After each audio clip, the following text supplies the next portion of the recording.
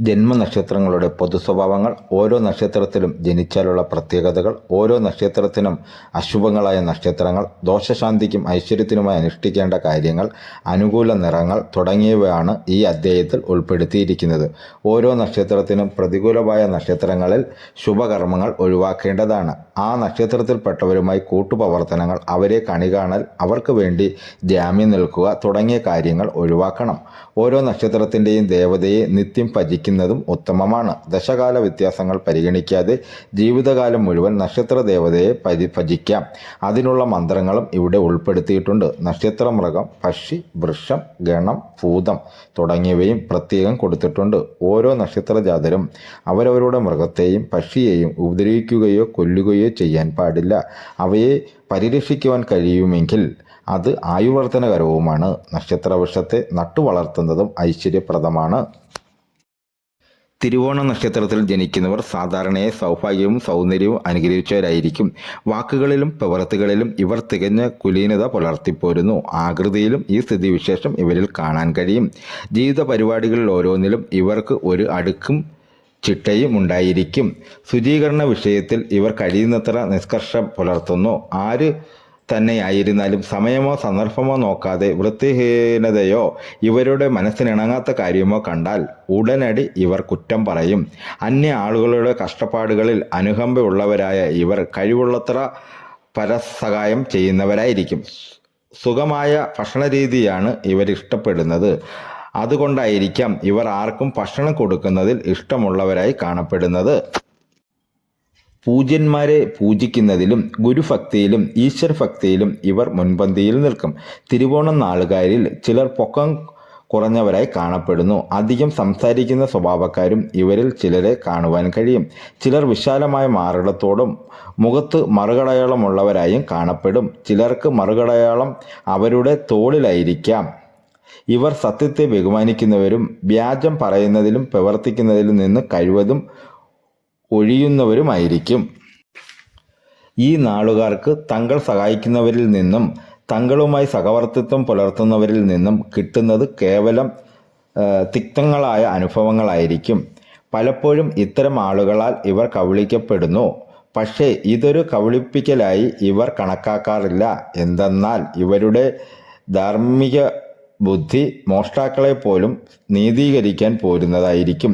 ശാന്തമായ ഇവരുടെ സ്വഭാവം, സൗമ്യമായ മുഖഭാവം ഇവരെ ജനഹൃദയങ്ങളിലേക്ക് ആകർഷിക്കാൻ കഴിവുറ്റതായിരിക്കും. ഇവരുടെ ചിരിക്ക് തന്നെ ഒരു പ്രത്യേക വശ്യതയുണ്ട്. അടുത്ത് പരിചയപ്പെടുന്നവർക്ക് ഇവരെ വിട്ടുപിരിയുവാനോ മറക്കുവാനോ സാധിക്കുന്നില്ല. പൊതുജനങ്ങളുടെ സ്നേഹവിശ്വാസങ്ങൾ സമ്പാദിക്കാൻ ഇവർക്ക് പെട്ടെന്ന് കഴിയുന്നു. ജീവിതത്തിൽ അനുക്രമമായ പുരോഗതിയോ അതുപോലെ തന്നെ അധംപതനമോ ഇവർക്കുണ്ടാകുന്നതല്ല.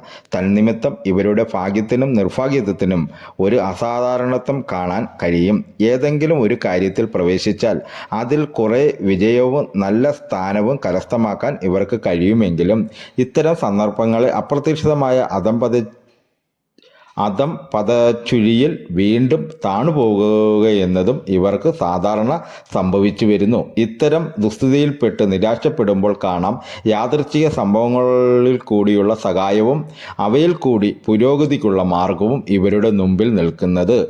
ഏതവസ്ഥയിലും ഇവർ സത്യധർമാദികളെ കൈവിടാത്തവരും തികഞ്ഞ ഈശ്വര സ്വാധീനമുള്ളവരുമായിരിക്കും. തിരുവോണ നാളുകാർ വിദ്യാഭ്യാസമില്ലാത്തവരാണെങ്കിൽ പോലും ലോകപരിചയത്തിലും വിജ്ഞാന സമ്പാദനത്തിലും മുൻപന്തിയിലായിരിക്കും.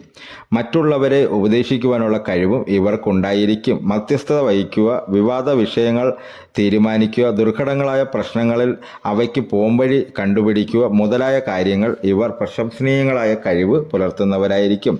ഈ നാളുകാർ പല പ്രവർത്തന മാർഗങ്ങളും സ്വീകരിക്കുന്നവരായിരിക്കും. ഔദ്യോഗിക സ്ഥാനങ്ങളിലിരുന്ന് വലിയ സ്ഥാനമാനങ്ങൾ സമ്പാദിക്കുവാൻ ഇവർക്ക് അത്ര തന്നെ താല്പര്യമുണ്ടായെന്ന് വരുന്നതല്ല. എങ്കിലും അധികാര സ്ഥാനങ്ങൾ ലഭിച്ചാൽ അതിൽ വളരെയേറെ ശോഭിക്കുവാൻ ഇവർക്ക് കഴിയും. അത്തരം സ്ഥാനങ്ങൾ ലഭിച്ചാൽ ഇവർക്ക് തങ്ങളുടെ ആത്മാഭിമാനത്തിന് ക്ഷതം വരുന്നതോ ദാസവൃത്തിക്ക് കാരണമാകുന്നതോ ആയ കാര്യങ്ങൾ വന്നുകൂടുമ്പോൾ ഇവരുടെ നില പൊതുവെ മാറിപ്പോകും. അത്തരം വിധേയഭാവത്തിന് ഇവർ കടുകിട പോലും വഴങ്ങുന്നവരായിരിക്കുകയില്ല. തിരുവോണ നാളുകാർക്ക് പലവിധ ഭാരങ്ങളും ചുമതലകളും വഹിക്കേണ്ടി വരുന്നു. തന്നിമിത്തം ഇവരുടെ കഴിവിനൊത്ത വിധം സാമ്പത്തികമായ ഉയർച്ച കിട്ടുവാൻ സാധിക്കാതെ വരുന്നു. നിർബന്ധശീലവും വൈരാഗ്യബുദ്ധിയും കുറവല്ലാത്ത ഇവരെ പരോപദ്ര ബുദ്ധി ലവലേശം തീണ്ടുകയില്ല. എതിർപ്പുകളോ വിമർശനങ്ങളോ ആരിൽ നിന്നുണ്ടായാലും അവരോട് ദൈവം ചോദിച്ചു കൊള്ളട്ടെ എന്ന് കരുതി ഇവർ ക്ഷമിക്കുകയും സമാധാനിക്കുകയും ചെയ്യുന്നു. ഇവരിൽ സാധാരണമായി ഒരു ഗർഭമനോഭാവം കാണാനുണ്ടാകും. അത് വാഗ്യമായ പ്രതീതി മാത്രമാണ്. ഇവരോട് അടുത്ത് പെരുമാറിയാൽ വെറും ശുദ്ധാത്മാക്കളാണെന്ന് കാണുവാൻ പ്രയാസമില്ല. സൗഭാഗ്യപൂർണമായ ദാമ്പത്യ ബന്ധം കൊണ്ട് ഇവർ അനുഗ്രഹീതരായിരിക്കും. ഇവരുടെ ഭാര്യമാർ ഗികഭരണ കുശലതയുള്ളവരും ലളിത ഹൃദയങ്ങളുമായിരിക്കും. തിരുവോണം നാളുകാർ വികാരങ്ങളെ നിയന്ത്രിക്കുന്നതിൽ വളരെ ശ്രദ്ധിക്കണം. അഹമ്മികളായ സ്ത്രീകളുമായുള്ള ബന്ധത്തിനും സ്ത്രീ വിഷയത്തിനും അനാവശ്യമായ നിലപാട് സ്വീകരിക്കുന്നതിനും ഇടയാകത്തക്ക ചിത്തവൃത്തികൾക്ക് ഇവർ പെട്ടെന്ന് പ്രേരിതരാവുന്നതാണ്. ധാതുക്ഷീണം കൊണ്ടുള്ള രോഗങ്ങളും നീർദോഷവും കൂടെ ഇവരെ ഉപദ്രവിക്കും. സാമാന്യേന 30 വയസ്സ് വരെ പല വിധത്തിലുള്ള പരിവർത്തനങ്ങൾ ഈ നാളുകാർക്കുണ്ടാകും. അതുവരെ ശരിയായ ഒരു ജീവിത പന്ഥാവിൽ എത്തിച്ചേരാൻ ഇവർക്ക് കഴിയുന്നില്ല. 30 മുതൽ 46 വയസ്സിനകമുള്ള കാലഘട്ടം ഇവർക്ക് പലതും നേരിടുവാൻ കഴിയും. 40 മുതൽ 46 വയസ്സുകൾക്കിടയിൽ സമ്മിശ്രമായ അനുഭവകാലമായിരിക്കും. 65 മേൽ ഇവർക്ക് വലിയ പുരോഗതി കടന്നു വരുന്നുണ്ട്. പ്രതിഷ്ഠയ്ക്കും ഗൃഹനിർമ്മാണത്തിനും മറ്റ് മംഗളകർമ്മങ്ങൾക്കുമെല്ലാം ഈ നക്ഷത്രം കൊള്ളാം. ദശാനാഥൻ ചന്ദ്രനാണ്. രാഹു, വ്യാഴം, ശനി, ബുധൻ, കേതു, ശുക്രൻ ഈ ക്രമത്തിൽ ദശാകാലങ്ങൾ കണക്കാക്കണം. പ്രതികൂല നക്ഷത്രങ്ങൾ ചതയം, ഉത്രട്ടാതി, അശ്വതി, മകം, പൂരം, ഉത്രം. പ്രതികൂല നക്ഷത്രങ്ങൾ. അനുഷ്ഠിക്കേണ്ട കാര്യങ്ങൾ. രാഹു, ശനി, കേതു ദശാകാലങ്ങളിൽ ഇവർ ദോഷപരിഹാര കർമ്മങ്ങൾ അനുഷ്ഠിക്കേണ്ടതാണ്. തിരുവോണം, രോഹിണി, അത്തം നക്ഷത്രങ്ങളിൽ ക്ഷേത്രദർശനവും മറ്റു പൂജാകാര്യങ്ങളും നടത്തുക. നക്ഷത്രനാഥനായ ചന്ദ്രനെ പ്രീതിപ്പെടുത്തുന്ന കർമ്മങ്ങൾ ഇവർ പതിവായി അനുഷ്ഠിക്കുക. ജാതകത്തിൽ ചന്ദ്രന് പക്ഷബലമുണ്ടെങ്കിൽ ദുർഗാദേവി ഭജനവും പക്ഷബലമില്ലെങ്കിൽ ഭദ്രകാളി ഭജനവും നടത്തുന്നത് ഉത്തമം. പൗർണമി ദിനത്തിൽ ദുർഗാപൂജയും അമാവാസി ദിനത്തിൽ ഭദ്രകാളി പൂജയും നടത്താം. തിരുവോണവും തിങ്കളാഴ്ചയും ചേർന്ന് വരുന്ന ദിവസം കൂടുതൽ പ്രാധാന്യം അർഹിക്കുന്നു. രാഷ്ട്രാധിപനായ ശനിയെ പ്രീതിപ്പെടുത്തുന്ന കർമ്മങ്ങളും ഇവർ അനുഷ്ഠിക്കേണ്ടതാണ്. ശനിയാഴ്ച വ്രതം, ശാസ്ത്രഭജനം, ശനീശ്വര പൂജ, അന്നദാനം തുടങ്ങിയവ തിരുവോണ നാളിൽ നടത്താം. വെളുപ്പ്, കറുപ്പ് നിറങ്ങൾ അനുകൂലം.